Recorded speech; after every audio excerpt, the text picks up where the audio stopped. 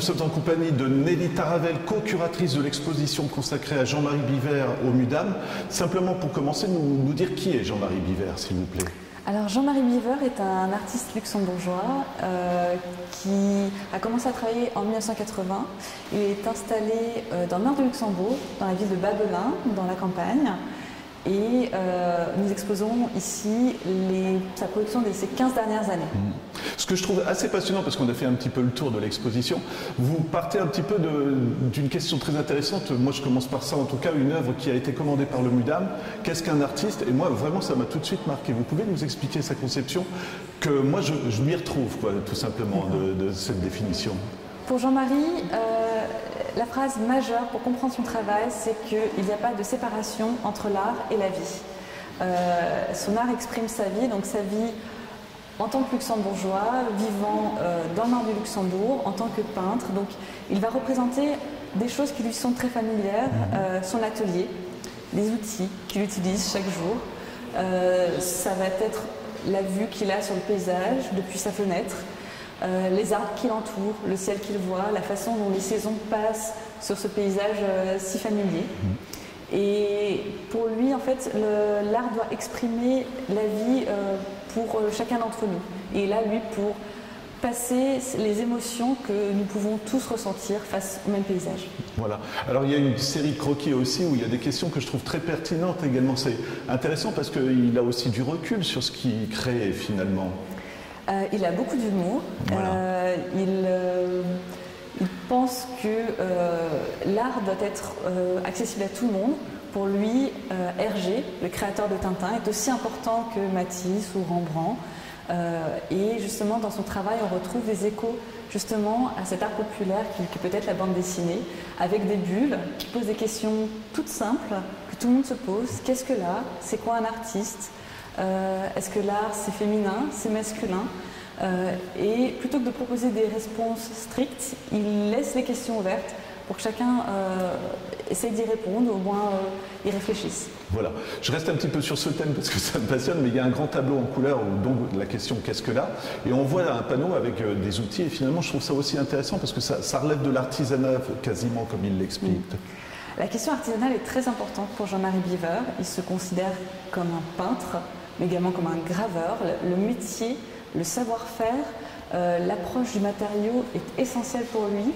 Il va créer lui-même ses couleurs, travailler ses supports, retrouver des techniques anciennes comme la peinture à la détrempe, la peinture sur feuille d'or. C'est aussi important que le sujet qui est représenté. Ça fait partie de la grande histoire de l'art dans laquelle il se retrouve et à laquelle il fait référence. Et lorsqu'on lui a demandé de peindre pour le MUDAM un tableau, c'était un tableau de commande en 2004, pour le musée qui allait ouvrir en 2006, on lui a posé la question « Qu'est-ce que l'art pour toi ?» Et sa réponse a été un tableau qui présente des outils. L'art, c'est les outils qui font l'art, en fait. C'est des outils du peintre, c'est sa boîte d'outils qu'il a ouverte sur la toile. Ce qui est aussi passionnant, alors on va avancer un tout petit peu, il est constamment en éveil, je dirais, il est toujours en train de travailler. Et là, je vous laisse nous dire un petit peu les essais qu'il a fait avec les tableaux de paysages, trois paysages, on croit que c'est les mêmes, mais si on se rapproche, on voit qu'il y a du travail. Même les livres, enfin les livres, je dis des livres, mais les carnets qui tient sur sa vie, tout ça, ça le complète, j'ai l'impression. En fait, les carnets en fait, sont à la base de son travail. Ça va être l'outil quotidien qu'il va prendre en premier lieu, dans lequel il va croquer des idées, la première intuition qu'il peut avoir face à un paysage. Ça peut être simplement le support de dessins préparatoires pour de plus grandes peintures. Donc le carnet, c'est l'endroit où il pose ses pensées sur sa vie quotidienne, parfois tout simplement combien va coûter le chauffage, mais aussi sur la grande histoire de l'art, sur ses lectures, sur ses réflexions. Et on retrouve en germe tout ce qui sera finalement développé dans des grandes peintures, comme celles qu'on a derrière moi, qui sont comme des grandes symphonies, comme il le dit, où là il va se recentrer vers les éléments les plus essentiels, les plus beaux, les plus importants qu'il souhaite mettre en valeur et les affiner juste pour leur donner la place la plus importante. Et au niveau de ces expérimentations, en fait, il est en constante recherche recherche, comme je le disais, sur les techniques anciennes, les matériaux, recherche dans ses compositions. Il va choisir un motif, le décliner, voir ce qui fonctionne, si on agrandit le tableau, si on le rend plus petit, qu'est-ce qu'il faut éliminer pour garder une compréhension du paysage, comment par exemple prendre un même lieu et le dessiner plusieurs fois en fonction de la saison, en fonction du point de vue, il n'est jamais le même. Et en fait, c'est une manière de voir les choses qui nous transmet, c'est-à-dire qu'une chose n'est jamais la même. On peut la revoir plusieurs fois et elle sera toujours différente. Et on ne peut pas s'arrêter à une seule idée, un seul point de vue et se dire c'est fini, je m'arrête là. Non, c'est toujours en constant mouvement. Prolongement presque naturel, je vais vous laisser nous expliquer, et on le découvrira en images, c'est la chronique qui réalise depuis 2005, parce que là, on rentre dans sa vie, c'est presque le prolongement des écrits, j'ai l'impression. Tout à fait.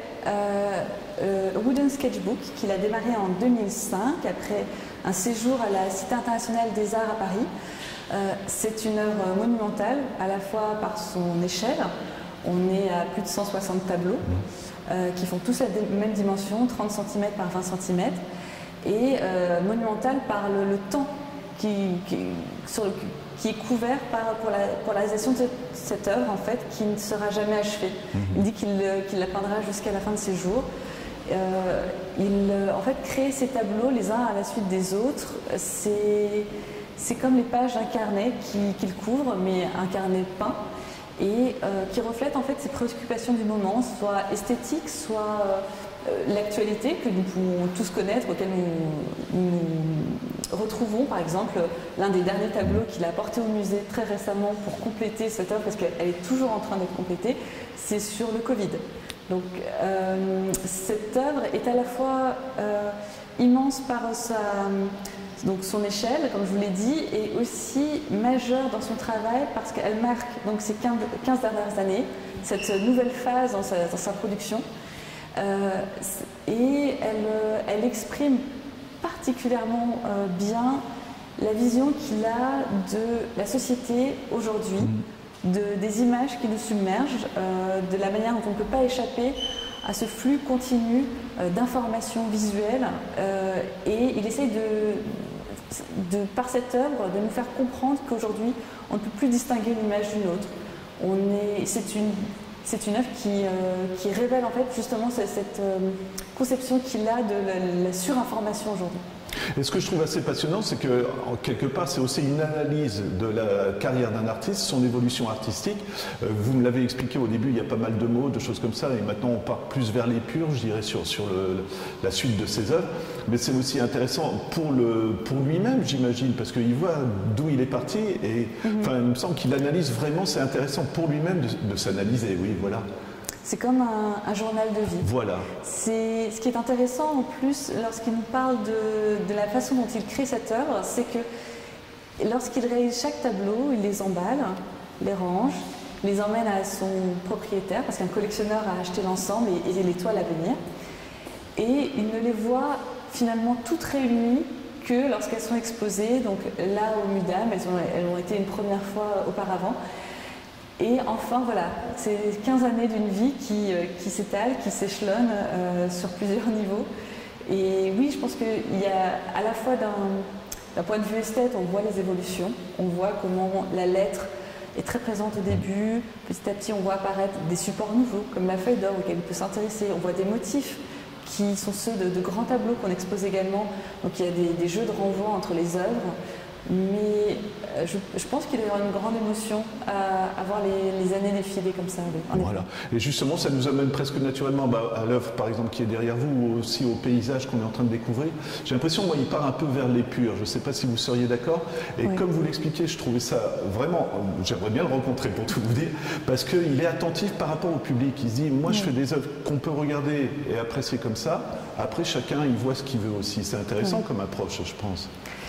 Oui, plus les années passent et plus il s'intéresse à une forme de simplicité. On peut dire d'épure, certains peuvent dire de l'abstraction. Lui préfère le terme de simplicité. Ce sont des œuvres qui sont appréciables par tout le monde, à différentes échelles, à différents niveaux. On peut y voir de simples paysages, on peut y voir plus que ça, on peut y voir des leçons de vie, quelque chose de philosophique. On peut faire des relations avec d'autres domaines comme les sciences, comme l'astrophysique. Il s'intéresse énormément à la philosophie, mais c'est essentiel pour lui de pouvoir produire des œuvres qui apporteront du bonheur. Il utilise des mots comme bonheur, simplicité, du bonheur aux personnes qui ne sont pas forcément, qui n'iraient pas vers l'art contemporain, typiquement. Et j'aimerais bien, parce que moi ça me frappe aussi qu'on parle un peu du travail des couleurs, parce qu'encore une fois, je trouve que ce ne sont pas des couleurs qu'on voit régulièrement dans des œuvres. Je ne sais pas si vous voyez ce que je veux dire, mais je recommence encore une fois avec le vert ou même le rouge qu'on voit derrière vous. On sent que c'est travaillé, ce n'est pas une couleur... Enfin, on veut rendre tout calme. Je ne sais pas si vous voyez ce que je veux dire, mais c'est apaisant quand on regarde ces œuvres-là. Bah, la clarté des couleurs, en fait, je pense que c'est ce regard sur la nature qui nous entoure qui, en fait, révèle que la nature a cet éclat, a ces couleurs aussi fraîches, aussi apaisantes. C'est son regard de peintre qui nous fait prendre conscience que la profondeur de champ qu'on peut avoir en regardant un paysage, en regardant un champ, peut être extrêmement vivifiant, apaisant. Et le choix des couleurs, ici par exemple, c'est une œuvre un peu singulière dans son travail, qui est peut-être plus radicale que d'autres, plus abstraite que d'autres. On ne voit pas les feuilles de façon aussi nette. Et on voit qu'il a retravaillé les couleurs plusieurs fois avec des aplats successifs pour essayer de trouver une harmonie colorée très particulière. Donc c'est un peintre très attentif aux détails. Voilà, et puis il y a des brisures aussi finalement, parce qu'il y a de la couleur, mais il y a aussi des brisures noires, et c'est vrai, ça explique ce que vous venez de nous dire. J'aimerais bien, si vous voulez bien juste, l'explication que vous avez sur le tableau avec le chien, parce que je trouve ça, au moins que, voilà, qu'on comprenne ce qu'on veut dire quand on dit qu'on peut regarder un tableau en se disant il est très beau, mais qu'est-ce qui se cache derrière, par exemple, ce tableau-là? C'est vrai que quand on regarde ce tableau, c'est très simple, c'est un champ avec un chien qui se balade dans ce champ, un dalmatien. C'est le dalmatien de sa fille, Suzanne. Et on voit au fond donc des arbres et un paysage très sombre. En fait, pardon, un ciel très sombre. Et ce tableau s'appelle Before the Flood, avant le déluge.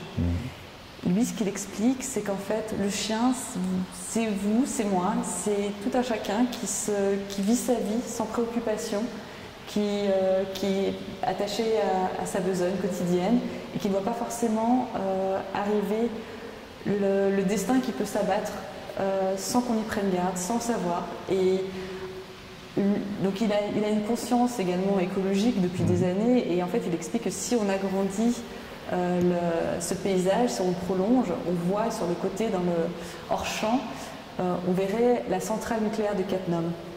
Ce danger qui rôde et qui plane au-dessus de nos têtes, c'est ce qui est représenté en fait dans ce tableau. Voilà. Il y a aussi la notion de poésie, j'imagine. Je le dis toujours aux artistes quand je les rencontre, ils ont de la chance de pouvoir réfléchir sur eux-mêmes et de s'attribuer la réalité pour en faire une autre qui nous fait réfléchir, quoi, tout simplement. On termine simplement la dernière œuvre. Alors c'est plus de la peinture, ni du croquis, ni de l'écriture, c'est de la mosaïque, hein, si je ne me trompe pas. Mais là encore une fois, c'est un travail, je vous l'ai dit tout à l'heure, tout aussi passionnant. Ça reflète exactement sur quoi il travaille en ce moment, quoi. Oui. La dernière œuvre que nous présentons, c'est une mosaïque de Carlo Signorini. Jean-Marie Biver a travaillé avec différents ateliers de mosaïque, de verre, de céramique, pour proposer, enfin, surtout dernièrement pour proposer des œuvres sur différents supports. Et il a travaillé avec Carlo Signorini à la fin de sa vie. C'est un artiste qui vient de Ravenne, donc la ville de la mosaïque, qui a fondé un atelier là-bas. Et qui s'est installé en fait au Luxembourg. Il est décédé très récemment, ils étaient très proches, très amis. C'est un hommage en fait au travail de cet artiste parce qu'il avait une approche de la pierre, du matériau qui était exceptionnelle. Il a réussi à retrouver à la fois le graphisme, la couleur de Jean-Marie. Donc c'est un hommage qui lui est fait. Voilà, Nelly, toute dernière question, simplement l'exposition, c'est jusque quand pour venir la découvrir? C'est jusqu'au 30 août au MUDAM à Luxembourg.